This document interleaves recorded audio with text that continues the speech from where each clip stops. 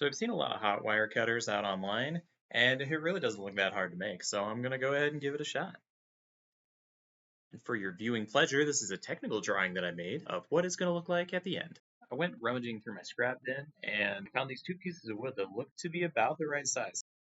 So the goal is I want to have 24 inches all the way across. And look at that, it's right about 24 inches. That works well enough for me. So now it's time to measure this out, mark the midpoint, and then cut it in half.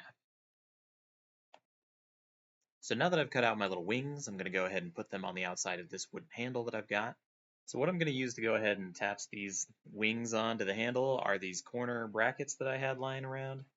And I'm pretty sure that these are basically meant to be on the outside corner, but I'm using them on the inside corner.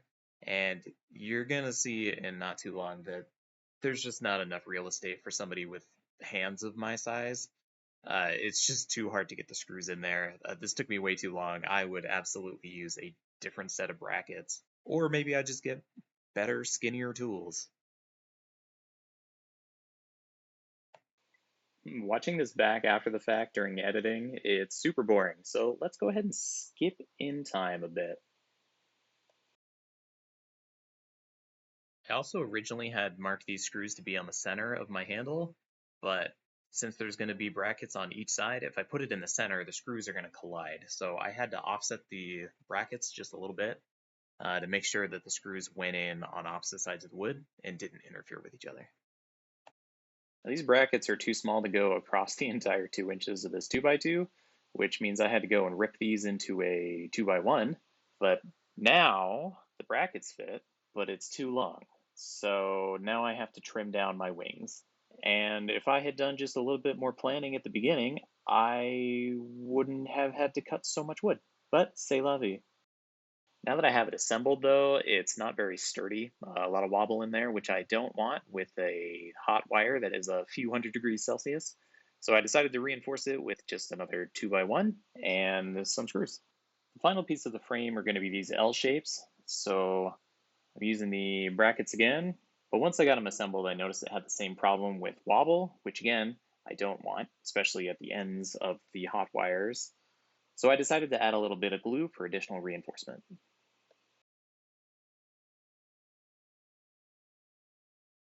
Originally, I was going to go ahead and use a little power supply that I had, but it turns out it doesn't have the right power requirements for me. So I'm just going to stick to this AC variable power supply, also known as a Variac. I also went looking for some power cords, and I found this brown cord, which has two wires that can be separated, and this black cord, which has them all together wrapped up. And I decided to go with the brown cord. Here I'm just snipping off one end of the cord. I'm leaving the plug end in so I can plug it into stuff, obviously. And I want to be able to separate these two cables out and then just kind of run it along the perimeter to each end of my hot wire cutter. And this is where I'm going to attach a screw and run the nichrome from one end to the other.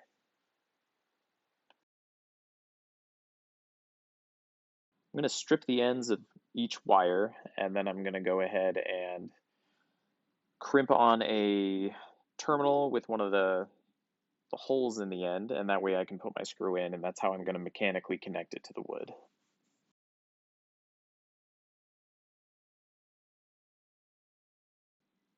It's time to screw the terminals into the wood and then secure the wires with a little bit of tape.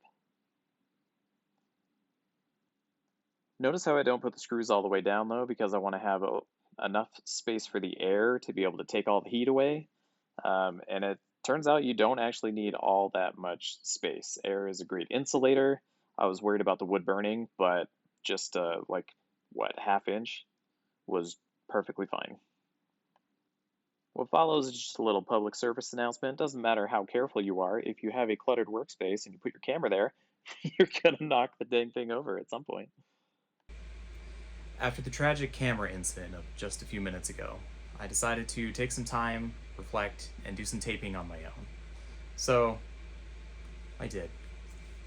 So this is how it's going to be. So, I've got my power cable coming out the end, and I have it wrapped all the way up through the top, and then next I need to string some wire up here And then we're gonna power this baby up and hope it works.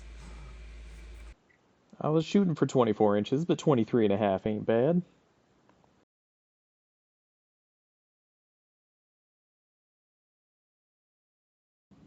I tried my best to keep this wire as tight as possible, but you will see shortly that once the wire heats up, it doesn't really matter how tight you get it by hand, it's just not enough.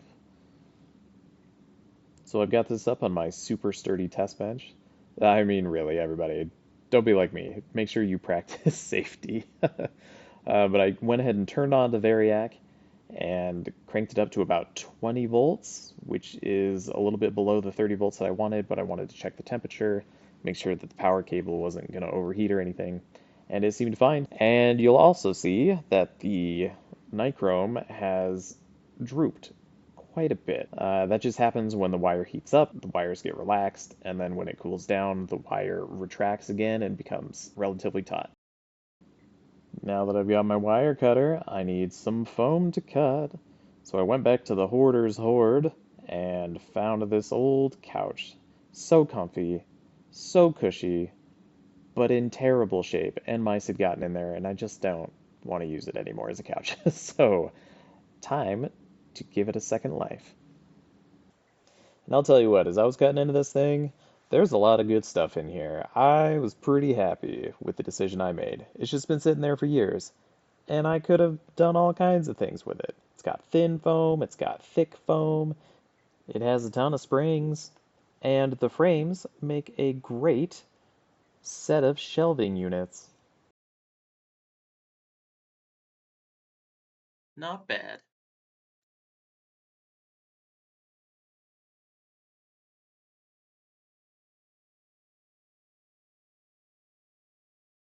Now, what was I doing? Oh yeah, foam.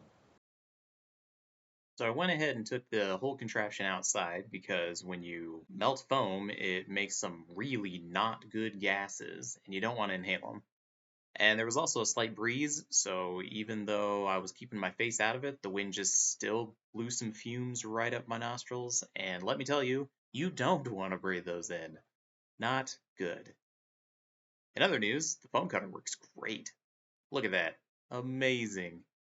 The wire is still a little, how do you say, wibbly wobbly for me. I was pulling on it. I was a little afraid that I was going to pull too hard and it was going to wind up snapping because the heat had made the wire too loose, but that was not the case, and it worked out great. To fix the wire tension issue, I came up with this idea to heat the wire up and then try and screw it so that I could get some really good tension on it, but that also did not work. Sad day. At this point, I decided to call this a success, really. I mean, it's a great prototype, it works, the wire gets hot. And I tried to bend some acrylic. I started with a really thick piece, and it was too much. And then I got a really thin piece, and after a little bit of working, it actually bent pretty nicely. So I turned to the elders of the internet and almost immediately came across this video from DieTec, which I recommend giving a watch, where he uses springs. So I've got springs, lots of different types of springs actually. Although I did make the mistake of watching his video one day and then waiting a few days to try and implement my own version, which means I forgot a few things about how he implemented it, and you can see I immediately did a dumb. I put my spring in series with the rest of the circuit, which means it became part of the resistor, and it lost its springiness. So version 2, I did what DieTec did and offset the spring, and it worked a whole lot better. The sparking's probably fine. Well, that's it. Thanks for joining me for this edition of I Tried a Thing. I would call my hot wire cutter a conditional success. Safe? No. Functional? Yeah, kinda. Stay tuned for more semi-competence, and don't forget, life is short. Go make something fun.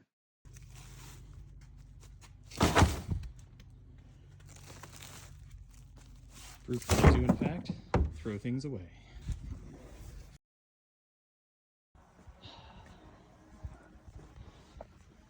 Walking away, being strong. Oh my, no, garbage. Daddy loves you.